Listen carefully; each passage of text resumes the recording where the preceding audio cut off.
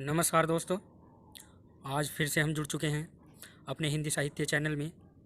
और आज का जो हमारा अध्याय है, अध्याय नंबर 19 है, जिसमें हम केशव दास जी के बारे में चर्चा करेंगे। और पीछे भी हमने एक वीडियो में केशव दास जी के बारे में चर्चा की थी, और इसमें हम केशव दास जी की रचनाओं के बारे में और केशव दास जी के बारे में और जानकारी प्राप्त करेंगे। और कवि सेनापति के बारे में भी इस वीडियो में हम चर्चा करेंगे। तो मेरा आपसे अनुरोध है कि आप जल्दी से जल्दी हमारे चैनल से जुड़ें और अपने हिंदी साहित्य का पूरा आनंद लें। दोस्तों, भक्ति काल की सगुण भक्ति धारा की जो राम भक्ति शाखा है दोस्तों, उसकी यह है लास्ट वीडियो है, यानी अंतिम वीडियो है। और अगली वीडियो हमारी सगुण भक्ति कृष्ण भक्ति शाखा की आएगी। तो चलिए बिंदु को शुरू करते हैं। बिंदु है आचार्य विश्वनाथ प्रसाद मिश्र, डॉक्टर नगेंद्र और गणपति चंद्र गुप्त प्रभृति विद्वानों ने केशव दास को हिंदी में रीति काव्य का प्रवर्तक माना है। कविप्रिया रीति ग्रंथ की रचना इंद्रजीत की एक निष्ठ प्रेमिका गणिका वैश्या की प्रेम कथा और प्रवीण राय को शिक्षा देने के लिए की गई थी। आचार्य रामचंद्र शुक्ल ने केशव दास को अलंकारवादी कवि माना है, या आचार्य रामचंद्र शुक्ल जो हैं वो केशव दास को अलंकारवादी कवि मानते हैं। केशव दास ने स्वयं लिखा है, यद्यपि सुजति सुलक्षणी सुवर्ण सरस सुव्रत भूषण विनुन विराजई कविता वनीता मित। यह है केशव दास जी ने लिखा है दोस्तों, यह है आपको याद रखना है। दूसरा बिंदु है केशव दास जी भामह, दंडी और उद्भट के अनुयायी थे। केशव दास जी जो है वो भामह, दंडी और उद्भट के अनुयायी थे। ऐसा माना जाता है कि केशव दास जी ने रामचंद्रिका की रचना तुलसीदास की ये यहाँ से देखेंगे कि रामचंद्रिका की रचना तुलसीदास की रामचरितमानस की प्रतिस्पर्धा एक रात में की थी, और गुमान कवि ने रामचंद्रिका की प्रतिस्पर्धा में कृष्ण चंद्रिका लिखी थी। यह भी आपको याद रखना है दोस्तों। चलिए इसका अध्ययन एक बार और कर लेते हैं। पहले बिंदु को देखेंगे। आचार्य विश्वनाथ प्रसाद मिश्र, डॉक्टर नगेंद्र और गणपति चंद्र गुप्त प्रभृति विद्वानों ने केशव दास को हिंदी में रीति काव्य का प्रवर्तक माना है। कविप्रिया रीति ग्रंथ की रचना इंद्रजीत एक निष्ठ प्रेमिका गणिका वैश्या की प्रेम कथा और प्रवीण राय को शिक्षा देने के लिए की गई थी। रामचंद्र शुक्ल ने केशव दास को अलंकारवादी कवि माना है, और केशव दास ने स्वयं लिखा है, यद्यपि सुजति सुलोचनी सुवर्ण सरस सुव्रत भूषण विनुन विराजई कविता वनीता मित। और दूसरा बिंदु है दोस्तों, केशव दास जी भामह, दंडी और उद्भट के अनुयायी थे। ऐसा माना जाता है कि केशव दास जी ने रामचंद्रिका की रचना तुलसीदास की रामचरितमानस की प्रतिस्पर्धा एक रात में की थी, और गुमान कवि ने रामचंद्रिका की प्रतिस्पर्धा में कृष्ण चंद्रिका लिखी थी। दोस्तों, ये दोनों पंक्ति या दोनों बिंदु और यह है जो केशव दास जी ने कहा है कि यद्यपि सुजति सुलक्षणी सुवर्ण सरस सुवृत भूषण विनुन विराजई कविता वनीता मित। यह आपको याद रखना है दोस्तों। चलिए अगले बिंदु की ओर चलते हैं। अगला बिंदु है आचार्य रामचंद्र शुक्ल ने कहा है, यानी आचार्य रामचंद्र शुक्ल के शब्दों में केशव दास की कड़ी आलोचना करते हुए रामचंद्र शुक्ल ने केशव दास की कड़ी आलोचना करते हुए कहा है कि केशव दास को कवि हृदय नहीं मिला था, उनमें वह सहृदय और भावुकता नहीं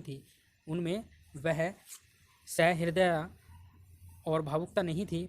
जो एक कवि में होनी चाहिए। वह संस्कृत साहित्य से सामग्री लेकर अपने पांडित्य और रचना कौशल की धाक जमाना चाहते थे। ऐसा आचार्य रामचंद्र शुक्ल ने केशव दास जी के बारे में कहा है कि केशव दास की कड़ी आलोचना करते हुए कहा है कि केशव दास को कवि हृदय नहीं मिला था, उनमें वह सहृदयता और भावुकता नहीं थी जो एक कवि में होनी चाहिए। वह संस्कृत साहित्य से सामग्री लेकर अपने पांडित्य और रचना कौशल की धाक जमाना चाहते थे। दूसरा बिंदु देखेंगे, डॉक्टर विजय पाल सिंह ने केशव दास को कोर्ट का कवि कहा है।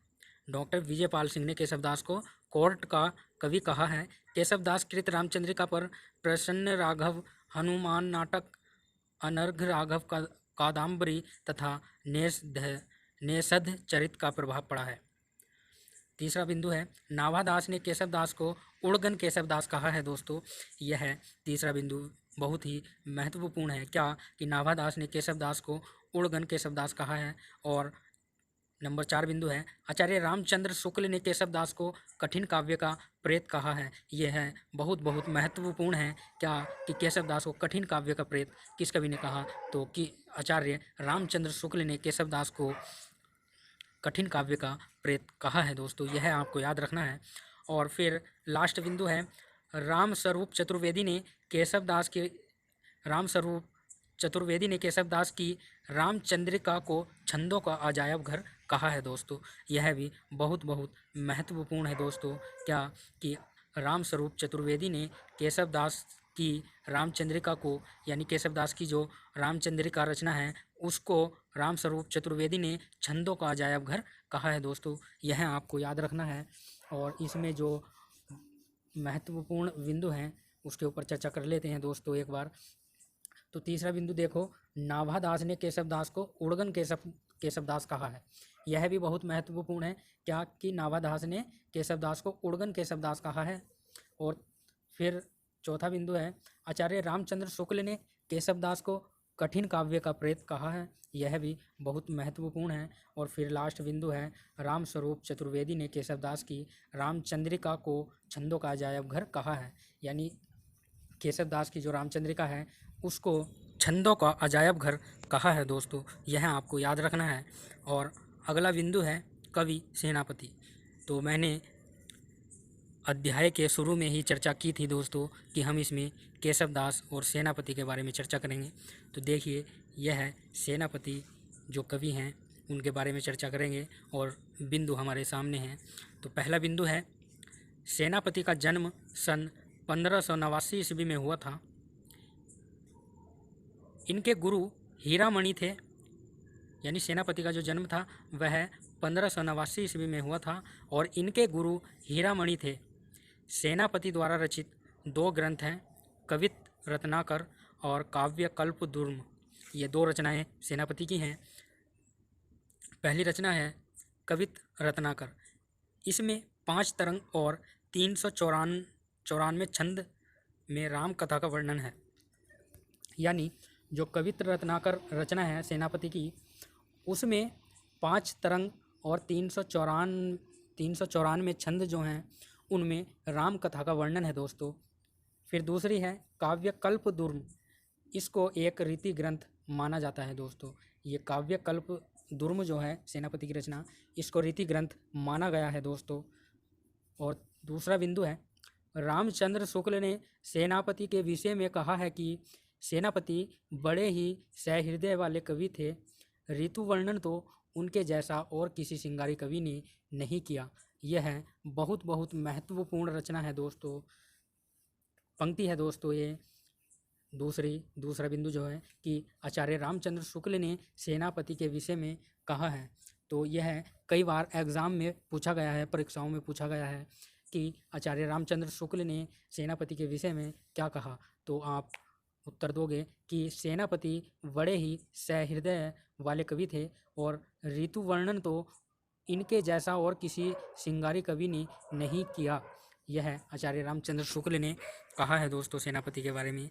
और इस बिंदु पर और एक बार चर्चा कर लेते हैं दोस्तों। पहला बिंदु है सेनापति का जन्म 1589 ईस्वी में हुआ था। इनके गुरु हीरामणि थे। सेनापति द्वारा रचित 2 ग्रंथ हैं, कवित रत्नाकर और काव्य कल्पद्रुम। कवित रत्नाकर इसमें 5 तरंग और 394 छंद हैं और इसमें रामकथा का वर्णन है दोस्तों। दूसरी रचना है काव्य कल्पद्रुम, इसको एक रीति ग्रंथ माना जाता है दोस्तों। फिर दूसरा बिंदु है रामचंद्र शुक्ल ने सेनापति के विषय में कहा है कि सेनापति बड़े ही सहृदय वाले कवि थे। ऋतु वर्णन तो इनके जैसा और किसी श्रृंगारी कवि ने नहीं किया दोस्तों। यह रामचंद्र शुक्ल ने कहा है सेनापति के बारे में। तो अगले बिंदु की ओर चलते हैं दोस्तों। यह हमारी सगुण भक्ति धारा की राम भक्ति शाखा जो है उसकी लास्ट वीडियो है, और अगली जो हमारी वीडियो आएगी वह सगुण भक्ति धारा की कृष्ण भक्ति शाखा की वीडियो आएगी दोस्तों। तो आपके लिए कल हम कृष्ण भक्ति शाखा की वीडियो आपके सामने लाएंगे दोस्तों। चलिए अगले बिंदु की ओर चलते हैं दोस्तों, और देखते हैं कि अगला बिंदु कौन सा है दोस्तों। चलिए दोस्तों, बिंदु हमारे सामने है। बिंदु है सेनापति ब्रज भाषा के कवि थे। सेनापति ब्रज भाषा के कवि थे और इनका प्रिय अलंकार श्लेष अलंकार है। सेनापति ब्रज भाषा के कवि थे और इनका प्रिय अलंकार श्लेष अलंकार है। हिंदी के अन्य राम भक्तों की रचनाएं। अब हम हिंदी के अन्य जो राम भक्त हैं उनकी रचनाओं के बारे में जानेंगे। तो पहला है प्राणचंद्र चौहान ने 1610 ईस्वी में रामायण महानाटक की रचना की थी। प्राणचंद्र चौहान ने 1610 ईस्वी में रामायण महानाटक की रचना की थी। नंबर दूसरा है माधवदास चरण ने 1628 ईस्वी में राम रासो और 1624 ईस्वी में अध्यात्म रामायण की रचना की थी दोस्तों। माधवदास चरण ने, जो माधवदास थे, उन्होंने 2 काव्यों की रचना की। पहला जो काव्य है उस राम रासो, इसकी रचना 1628 ईस्वी में की, और 1624 ईस्वी में अध्यात्म रामायण की रचना की माधवदास चरण ने। तीसरे हैं हृदय राम ने सन 1623 ईस्वी में हनुमान नाटक की रचना की दोस्तों। जो हृदय राम कवि हैं उन्होंने सन 1623 ईस्वी में हनुमान नाटक की रचना की थी दोस्तों। नंबर 4 है रायमल पांडे ने सन 1639 ईस्वी में हनुम चरित्र की रचना की। 1639 ईस्वी में हनुम चरित्र की रचना रायमल पांडे ने की थी दोस्तों। 5वीं है नरहरि बारहट ने पौरुष्य रामायण की रचना की थी दोस्तों। यह सारे बिंदु, सारी रचनाएं, सारे कवि आपको याद रखने हैं दोस्तों। क्या 5वां बिंदु देखेंगे, यह महत्वपूर्ण है कि नरहरि बारहट ने पौरुष्य रामायण की रचना की थी दोस्तों। यह आपको याद रखना है। और नंबर 4 है रायमल पांडे, इन्होंने 1639 ईस्वी में हनुम चरित्र की रचना की थी। यह भी बहुत महत्वपूर्ण रचना है दोस्तों। चलिए अगले बिंदु की ओर चलते हैं और देखते हैं कि अगला बिंदु कौन सा है दोस्तों। और अगला बिंदु है दोस्तों हमारा, लालदास ने सन 1643 ईस्वी में अवध विलास की रचना की थी। लालदास ने सन 1643 ईस्वी में अवध विलास की रचना की थी। और दूसरा बिंदु है कपूर चंद्र तिरखा ने सन 1643 ईस्वी में ही रामायण की रचना की थी दोस्तों। यह आपको याद रखना है कि कपूर चंद्र तिरखा ने सन 1643 ईस्वी में रामायण की रचना की थी दोस्तों। यह आपको याद रखना है। और तीसरा बिंदु है रामायण महानाटक एक संवादात्मक प्रबंध काव्य है। यह दोहा चौपाई की रचना है और हृदय राम कृत हनुमान नाटक पर संस्कृत के हनुम नाटक का सर्वाधिक प्रभाव है। इसका दूसरा नाम राम गीत है दोस्तों। यह भी आपको याद रखना है दोस्तों। तो इसका एक बार और अध्ययन कर लेते हैं दोस्तों। पहला बिंदु है लालदास ने सन 1643 ईस्वी में अवध विलास की रचना की थी। यह भी बहुत महत्वपूर्ण है। फिर है दूसरा नंबर यानी दूसरा बिंदु, कपूर चंद्र तिरखा ने सन 1643 में रामायण की रचना की थी दोस्तों। फिर तीसरा बिंदु है रामायण महानाटक एक संवादात्मक प्रबंध काव्य है। यह दोहा चौपाई की रचना है। जो रामायण महानाटक है यह संवादात्मक प्रबंध काव्य है और यह दोहा चौपाई की रचना है। और हृदय राम कृत हनुमान नाटक पर संस्कृत के हनुम नाटक का सर्वाधिक प्रभाव है। इसका दूसरा नाम राम गीत है दोस्तों। यह आपको याद रखना है। और इसी के साथ दोस्तों हम आगे बढ़ेंगे और देखेंगे कि अगला बिंदु कौन सा है दोस्तों। चलिए दोस्तों अगले बिंदु की ओर चलते हैं और बिंदु हमारे सामने हैं। पहला बिंदु है कपूर चंद्र तिरखाकृत रामायण गुरुमुखी लिपि में लिखी 145 छंदों की ब्रज भाषा की कृति है दोस्तों। यह आपको याद रखना है क्या कि कपूर चंद्र तिरखा ने जो रामायण लिखी थी वह गुरुमुखी लिपि में 145 छंदों की ब्रज भाषा की कृति है, यानी उसकी जो भाषा है वह ब्रज भाषा है, वह ब्रज भाषा में लिखी हुई है दोस्तों। यह आपको याद रखना है। दूसरा बिंदु है रविंद्रनाथ टैगोर ने लिखा है कि वाल्मीकि ने सर्वप्रथम नर काव्य का प्रवर्तन किया। यह एग्ज़ाम में पूछा जा सकता है कि वाल्मीकि ने सर्वप्रथम नर काव्य का प्रवर्तन किया, ऐसा किस कवि ने लिखा है? तो रविंद्रनाथ टैगोर ने लिखा है दोस्तों क्या कि वाल्मीकि ने सर्वप्रथम नर काव्य का प्रवर्तन किया। तीसरा बिंदु है मीराबाई के एक पत्र के जवाब में गोस्वामी तुलसीदास ने विनय पत्रिका में कहा है, जाके पिए ने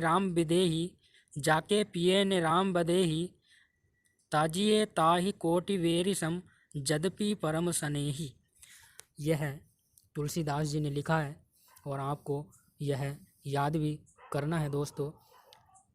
तो तीसरे बिंदु को एक बार और देखेंगे कि मीराबाई के एक पत्र के जवाब में गोस्वामी तुलसीदास ने विनय पत्रिका में कहा है, क्या कहा है देखेंगे, जाके पिए ने राम बदेही तजिए ताहि कोटि वेरिसम जदपि परम सनेही। यह आपको याद रखना है। और लास्ट बिंदु है अंग्रेजी भाषा के वैज्ञानिक विम्स ने तुलसीदास की भाषा को पुरानी भैंसवाड़ी भाषा कहा है। लास्ट बिंदु है अंग्रेजी भाषा के वैज्ञानिक विम्स ने तुलसीदास की भाषा को पुरानी भैंसवाड़ी भाषा कहा है दोस्तों। यह भी आपको याद रखना है। चलिए इसका एक बार हम और अध्ययन कर लेते हैं। पहला बिंदु है कपूर चंद्र तिरखा कृत रामायण गुरुमुखी लिपि में लिखी 145 छंदों की ब्रजभाषा की कृति है। नंबर दूसरा बिंदु है रविंद्रनाथ टैगोर ने लिखा है, वाल्मीकि ने सर्वप्रथम नर काव्य का प्रवर्तन किया। तीसरा बिंदु है मीरा के एक पत्र के जवाब में गोस्वामी तुलसीदास ने विनय पत्रिका में कहा है, जाके पियन राम बदेही तजिए ताहि कोटि वेरिसम जदबी परम सनेही। और लास्ट बिंदु है अंग्रेजी भाषा के वैज्ञानिक विम्स ने तुलसीदास की भाषा को पुरानी भैंसवाड़ी कहा है दोस्तों। यह आपको याद रखना है। और इसी के साथ मैं अपने अध्याय को संपूर्ण करता हूं दोस्तों, और आशा करता हूं कि आपको हमारी वीडियो अच्छी लगी होगी दोस्तों। इसी के साथ हमारा मनोबल भी बढ़ाते रहें दोस्तों, ताकि हम और अधिक अच्छे से वीडियो बना सकें दोस्तों। तो हमारे चैनल को दोस्तों सब्सक्राइब करें ताकि आने वाली वीडियो का संदेश आप तक पहुंच सके दोस्तों। और वीडियो को लाइक और शेयर करना ना भूलें दोस्तों। आपकी ऐसी ही सहानुभूति हमको मिलती रहेगी तो हमारा भी हौसला बुलंद होगा दोस्तों, और हमें वीडियो बनाने का हौसला बुलंद होगा दोस्तों, और हमारा मनोबल भी बढ़ेगा दोस्तों। इसी के साथ मैं आपका धन्यवाद करता हूं, और हमारी वीडियो देखने के लिए आपको धन्यवाद दोस्तों।